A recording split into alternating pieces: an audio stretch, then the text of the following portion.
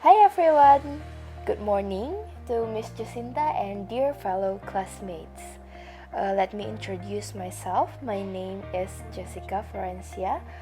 I am from the Diploma in International Business from class LO12. Through this video, I would like to share a little bit of my experience in negotiating that happened a year ago in 2018. So last year, I joined a summer school program with my high school mates that brought us to China. Long before I go on this trip, I have been keeping a pair of shoes in my wish list, which is a Converse shoes.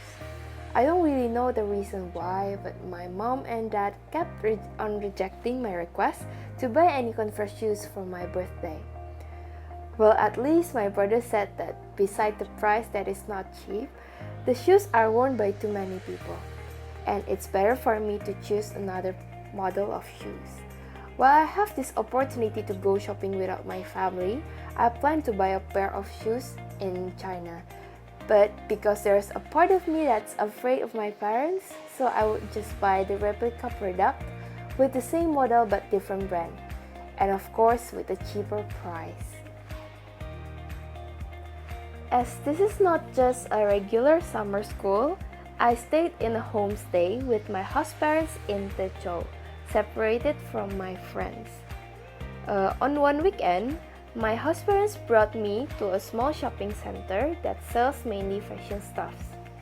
Fortunately, my host parents just dropped me off in that shopping center so I could go and hunt for the clothes and shoes that I want. After strolling around some stores, I found some small shop that sells the replicas of Converse shoes that I imagined, but it has a fake brand in it which I avoided. I want a replica shoes without a brand stated in that shoes. I was suddenly reminded of a store named Yuelang that my host parents told me before. She said that the store sells pretty dresses and tops that seem suitable for my age. Hence, I strolled around some more to find that store. And finally, I could locate that store. It was not big, but it offers various of casual clothing for girls. While I was looking for some pretty dresses, suddenly my eyes caught a pair of casual Converse-like shoes that has no brand in it. I quickly grabbed that shoes and asked the auntie shopkeeper if she had the size of mine. I hesitated to ask due to the language barrier we had, but fortunately she understood me. After waiting for a while, the auntie got back to me with a box of shoes and spoke a few sentences in Chinese, which I don't really understand.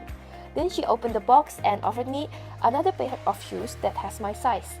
I love it even more since it has some laces on it and that may allow me to pair it with a casual dress. But I kept my expression cool so I may not seem to be in despair to own that shoes. I just screamed out of joy in my heart. Then I tried the shoes to check if it fits properly in my feet, and eventually it did. I asked the auntie for the price, and she typed the offered price on a calculator and showed me. I almost jumped out of shock. If converted to Sing dollar, it was around $100. I was so surprised because the store and the shopping center does not visually indicate to sell products at that price range. However, I still want that shoes. Before I was sent to this town, the head of this summer school reminded me to always bargain crazily because the seller here always knocked the price really high.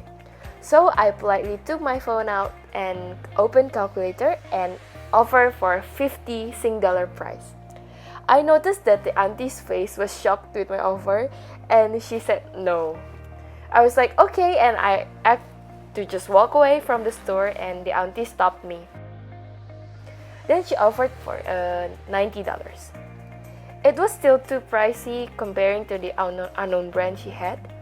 Well, but it does have a good quality. And I tried to increase my offer a little bit to $60. She refused and offered $80. I was running out of time as it is getting late, so I told the auntie I'd go with $65 or nothing at all. She still tried to offer like $77, but I refused and tried to go for real. But by the time I reached the exit door, the auntie called me back and agreed on $65 for the pair of shoes. I was so happy because in fact I walked away not because I don't like the shoes, but the price just didn't match with my budget. And it was my strategy to win this negotiation actually. And finally, I paid for the shoes for $65 and waited at the lobby for my house parents to pick me up again. The negotiation as a whole went well because I could progressively negotiate the price and win the negotiation. Besides, this bargaining was quite unique because we had a language barrier. Thus, we only communicated with a calculator that we both understood. This is my first time to negotiate with language barrier, but I nailed it.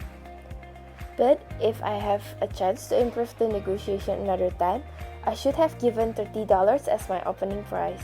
Although I know I may have been judged so badly by the seller, for me, that's the art of negotiation. You have to be crazy at breaking the lowest price and increase your offer gradually bit by bit. That way, you may get the satisfying result. The auntie's behavior to call me back after I reached the exit door made me realize that she was into the negotiation. That's why I kept on negotiating and kept my gradual price increase on track. I was just surprised by the opening price of $100, but that does not affect my negotiation process. From the negotiation that I had, I can see that the counterparty also need us, so be aware that they are interested in negotiating with us.